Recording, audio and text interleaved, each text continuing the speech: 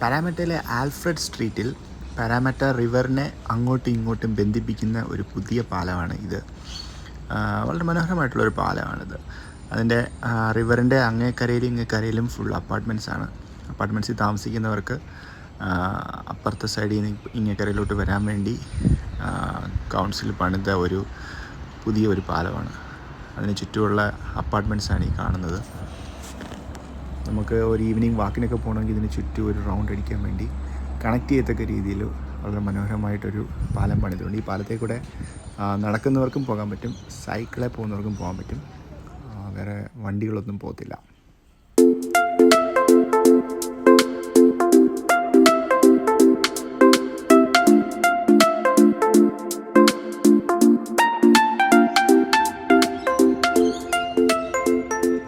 പാരാമറ്റ വിശേഷങ്ങളുമായി വീണ്ടും കാണാം. ബൈ.